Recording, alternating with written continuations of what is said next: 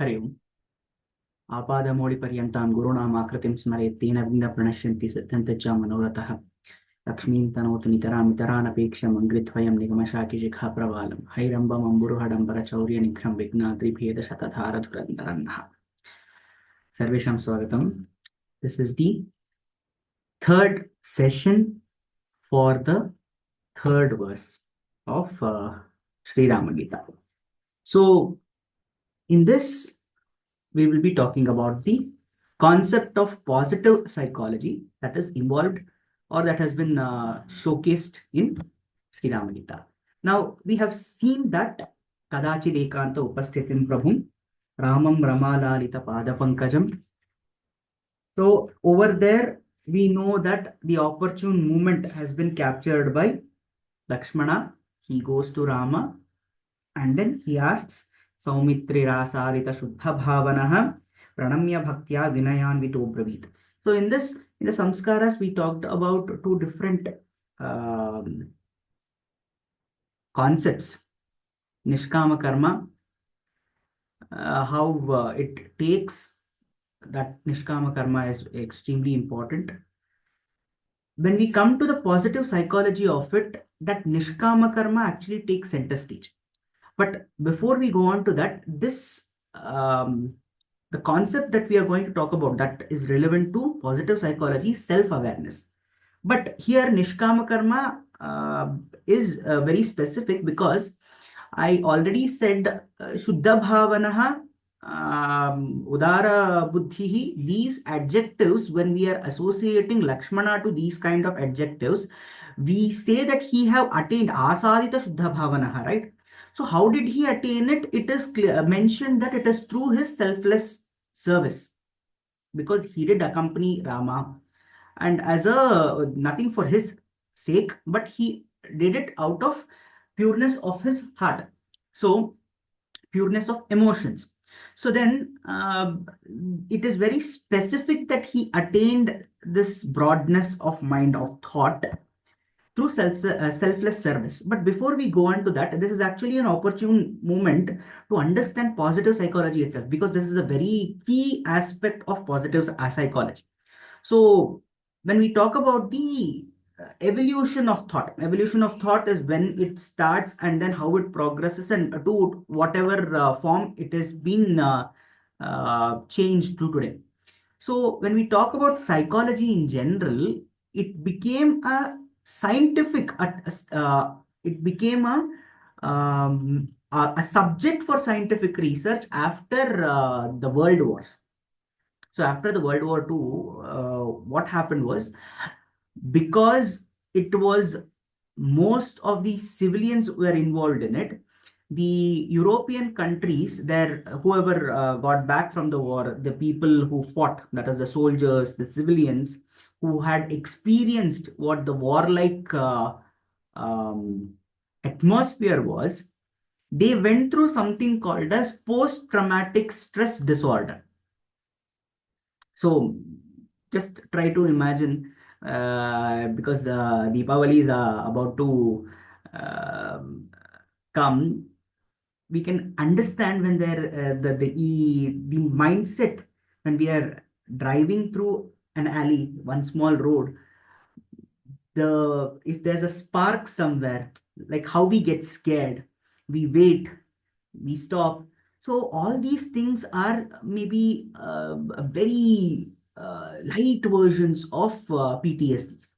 They had experienced two world wars, that generation, and they lasted for a long period of time. So there's bombarding, don't know who, if there's a plane flying by, you don't know whether it's yours or if the enemy's. So they had been through a very tough time, and therefore this post traumatic stress disorder, it was coined later on, but it started, some kind of mental disorder started troubling them. So when it started troubling them, what happened? The psychiatrists, doctors started questioning, what abnormality do you think you have? What abnormality do you think you have? Basically, the question was, what is wrong with me? This what is wrong with me becomes the key question for clinical psychology, something that evolved at that point of time. Because what happened was we were trying to understand what that PTSD itself is, because there is no prescribed symptom for it. And it is not similar to one person. One person, maybe he was a soldier, he had seen bombardment, so he gets paranoid whenever there is a huge sound. One lady who stayed at home, who was rationing, warlike situations cause for very scarce resources must be distributed among yourself. And she would have tried her best to distribute resources to her kids.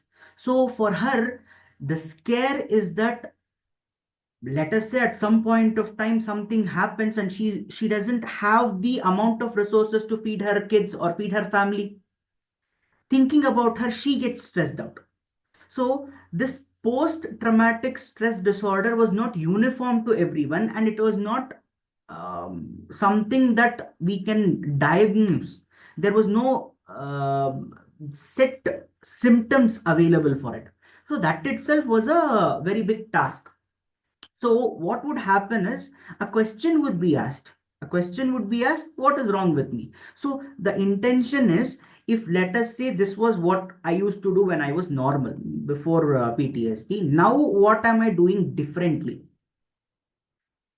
Or if somebody else who doesn't have PTSD, or doesn't he somebody who hasn't changed their behavior, compared to them, what am I doing differently? Am I getting uh, paranoid for small things?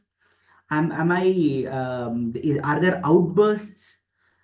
Do I get scared for small things? So these kind of things used to happen. So therefore, clinical psychology revolved around one important question: what is wrong with me?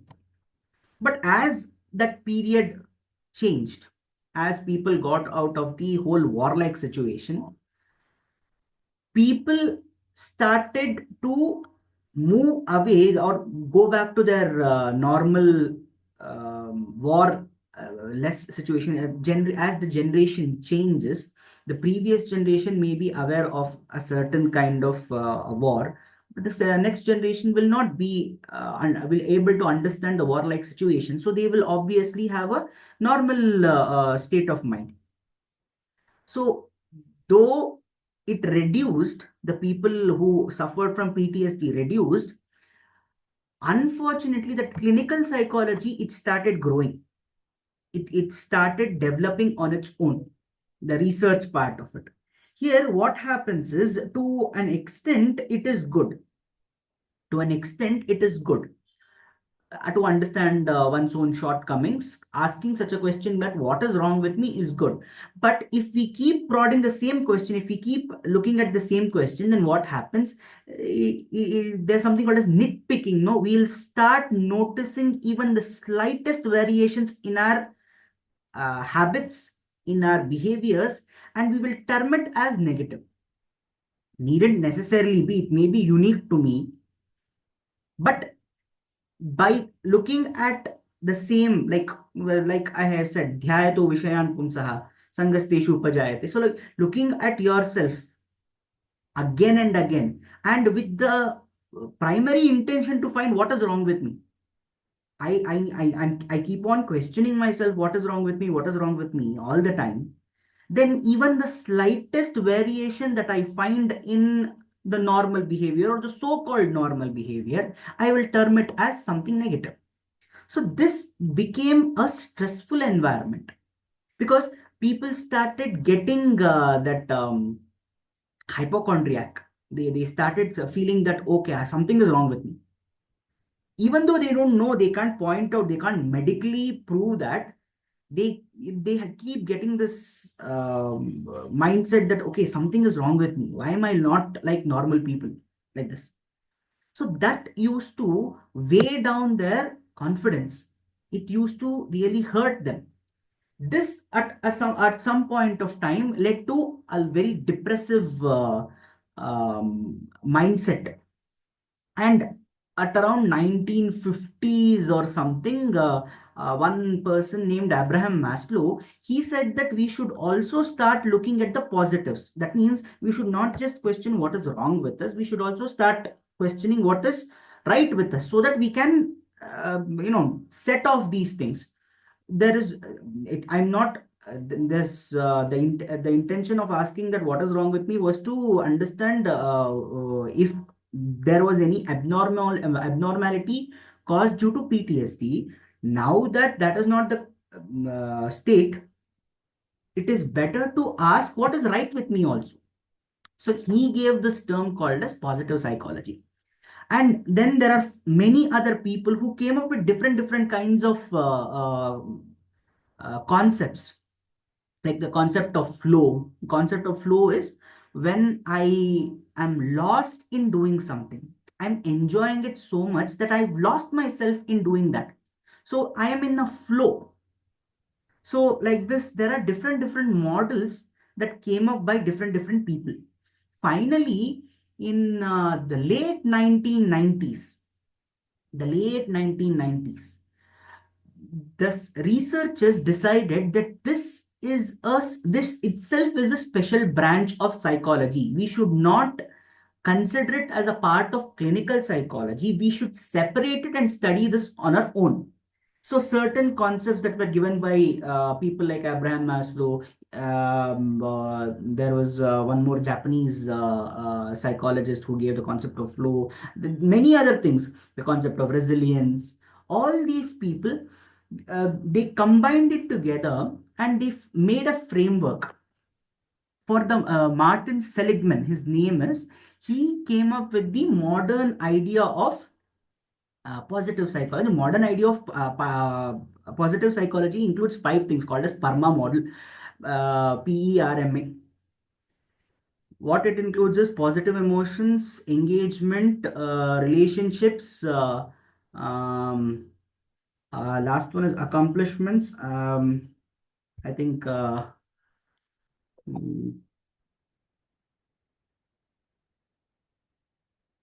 M is meaning, finding the higher meaning, like that, higher meaning of life. So this is the PERMA model.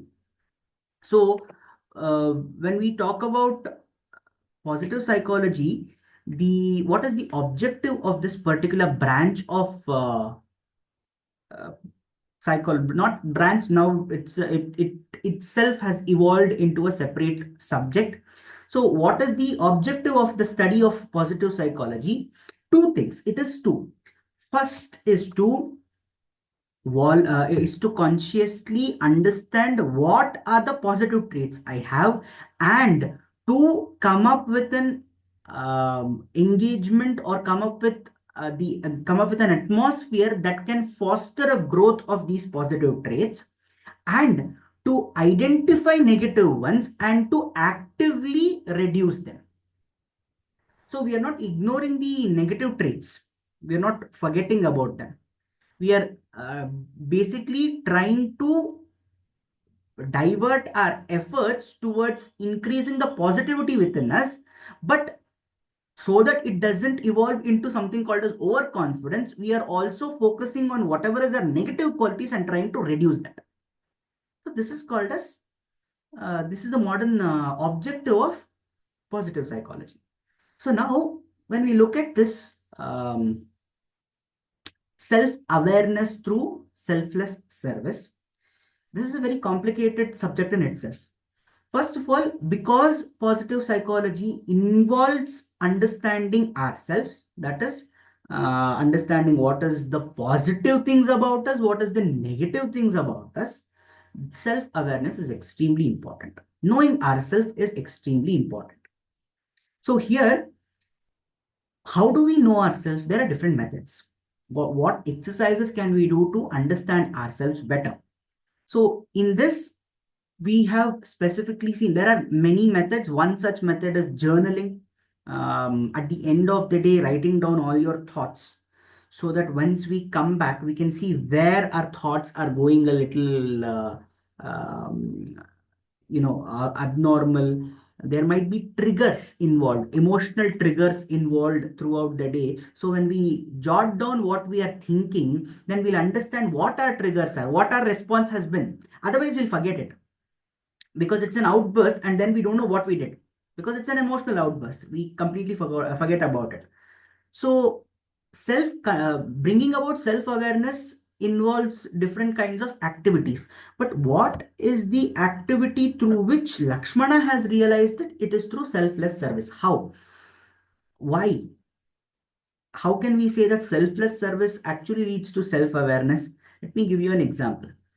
Let us say I am I have to upload these videos, right? I have to upload these videos at regular intervals, and I am not aware of video editing. I am not aware of graphics. I'm not aware of poster design. I'm not aware of any of those things. But because I am engaging myself in this activity, that I want to move, keep up this commitment of posting the videos, what I'm going to do, I'm going to make an effort to find out how to do it. So what is my end objective? That I must be able to post this video. So I know how to record the video. I know how to share the screen. I know how to upload the video. I know how to edit the video, that is trim it to whatever extent, and I am able to upload it. But the question is, because I'm doing this for myself, obviously. The question is, doing this, does this make me qualified in video editing? Obviously not. Obviously not. Because anything that I learn to meet a particular objective is limited to that objective. I'll not go beyond that. There is a scope. What is my objective? I need to be able to upload videos. So whatever I'm learning, whether through Google, whether through any other person helping me, whatever it may be, I'm learning it to accomplish a certain purpose. So therefore it is limited to certain things. But this is my karma for myself, because I have expectations, right? Therefore my expectation can only be fulfilled when I work towards it, and whatever karma that I'm doing to fulfill those expectations is tailor made to those to achieve those objectives. But let us say somebody, I'm trying to help somebody else. I'm trying to help somebody else. In that case, what happens? I do not limit myself to my objective, because the person who needs my help, and if he asks me and then I say yes, I go over and about to provide for them, provide assistance to them, right? So this can be seen when we go beyond the karma for ourselves. That is the reason it is nishkama karma for some other person. Whether even for I already spoke about a job as well. A job, we are only working for a pay, that's all. We want a paycheck, therefore we are only working for a paycheck. But when we go beyond that, let us say I want to work, I want to help somebody. I want to help somebody. Maybe I want to help them in video editing on something, graphic design, whatever it may be. My learning would not be limited to a particular objective. Rather, it would be a subject-oriented framework. I'll be learning it in terms of a subject, as a subject, in a very methodical way, as a body of knowledge. So what happens? My understanding, my skill set, my engagement would be much bigger than what would have happened when I do things for myself. A simple example would be, let us say I want to eat something. I want to make something in the kitchen. If I'm alone, technically I feel a little lazy to make something for myself that takes a lot of time, because why would I do it? I'm just hungry. I just want to fill my stomach. Let us say there's somebody else there. I need to make something for them. appreciation actually plays a big role over here. I want to make something for them, therefore, I give that extra effort to prepare a meal. So, their selfless service actually extends your understanding of yourself. It helps us understand who we are, what our limitations is, because the person's need might not, we might not be able to understand the person's needs immediately. See, when I'm hungry, I just need food. I'm not asking for that kind of food, this kind of food. I understand myself very well. Even if I need a certain kind of food, I know myself very well. When the other person, I have to feed the other person, and the other person is, we are not sure what the other person wants. Obviously, I will go a little, my efforts would be a little more um, extra towards preparing something. So, self awareness through selfless service. Here, Lakshmana, what he did not expect anything from following Rama. He did not expect anything from following Rama when Rama went to Vanavasa. So, when he accompanied him, he learned living for others. He experienced it. There, if he was asked to do something, or whether he was asked to do something or not, whether when he did something for Rama or for Sita, it gave him a better understanding of himself. To what extent is he able to sacrifice himself for Rama? He knows the tolerance levels. So he is able to understand himself. That itself is what makes him non-judgmental. So the concept of positive psychology that is very prevalent through Lakshmana is self-awareness through selfless service. Working for somebody else or working to help somebody else will increase my understanding of myself. This is a very important, very tricky and very important concept. So Nishkama Karma actually is important for us. So this is one such concept that is of positive psychology, that is self-awareness, that we can see through the third verse of Sri Rama Gita. Astu, we'll end the session. स्वस्ति प्रजाभ्यः प्रतिपालयन्तां न्यायेन मार्गेण महीमहीषा गोब्राह्मणेभ्यो शुभमस्तु नित्यं लोकाः समस्ताः सुखिनो भवन्तु कायेन वाचा मनसेन्द्रियैर्वा बुद्ध्यात्मना वा प्रकृते स्वभावात् करोमि यद्यत् सकलं परस्मै नारायणायेति समर्पयामि।